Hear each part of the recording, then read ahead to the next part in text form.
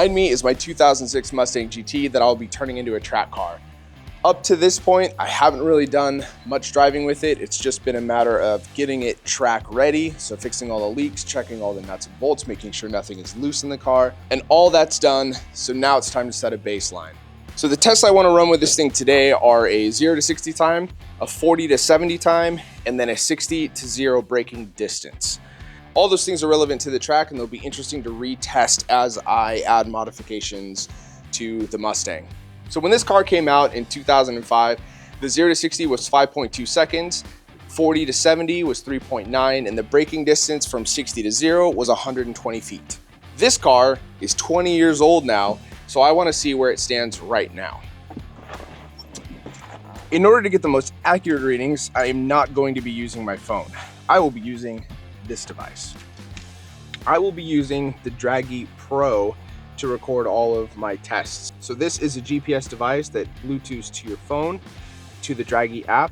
This thing will update up to 25 times per second, so I should get really accurate readings to all of my acceleration times, as well as my braking times and distance. So this is what I plan to use. This is also going to be really helpful for when I get to the track, because you can set up custom routes and stuff like this. So this is what I will be using throughout all of the tests. Not a sponsored product, but I'll leave a link in the description all the same. This should be incredibly helpful to track progress of all the modifications and stuff that's happening to the Mustang over time. And this is just magnetic, and they send you a variety of different mounts, so I just put it straight on the dash. All that said, I think it's time to get going.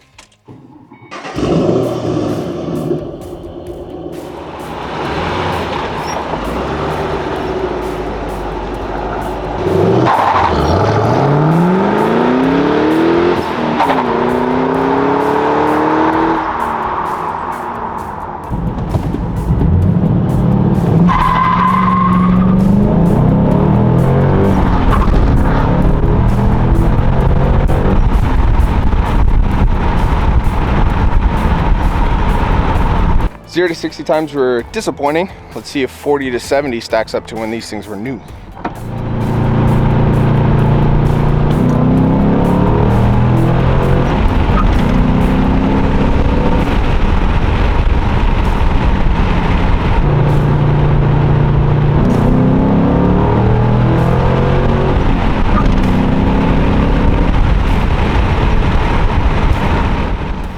For the braking test, I set my cruise control at 60 miles an hour and stomped on the brakes as hard as I could.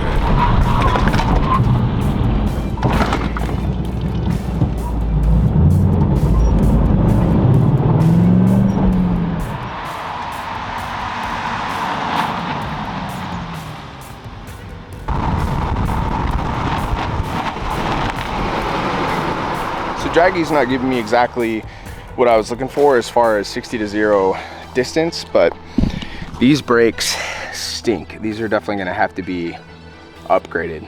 Literally, like, one test, the first test I did, they started smelling really bad, so they're not going to fare well. They'll be okay in autocross, I would imagine, but like any track time, these are going to be rough. So this is all of a sudden priority number one. On the drive home, I processed the test results and came up with a plan of action on what to do next. So the baseline is set, and I don't think it did that bad.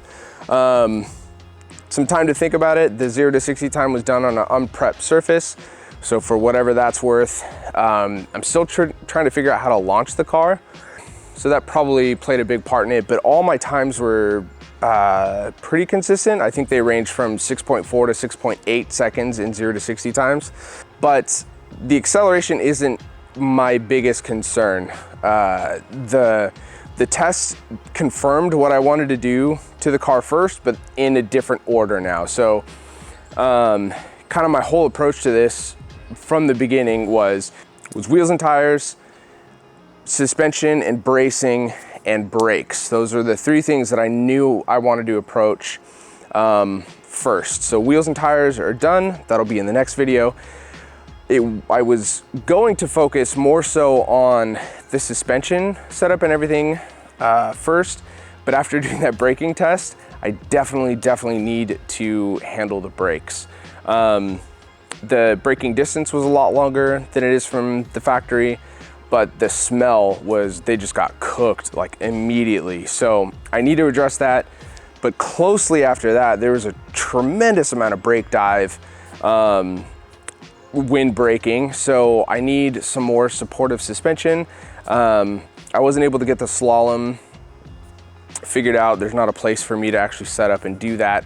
But given the nosedive under braking and the squatting on acceleration, this suspension clearly needs to be addressed. I mean, I knew that without doing the test, but actually seeing the Mustang perform in like harder acceleration and braking tests like that, it clearly needs to be addressed. So I think after the wheels and tires, the next thing I'm gonna do is handle the brakes, and then I'll get into suspension and bracing and all that.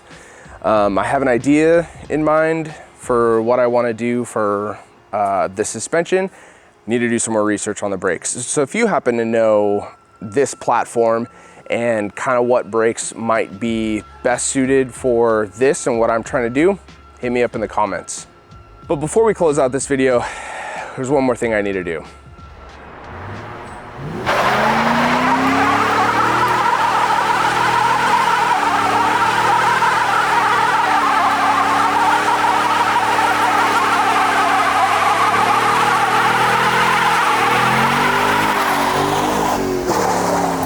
Thanks for watching All Rust No Brakes.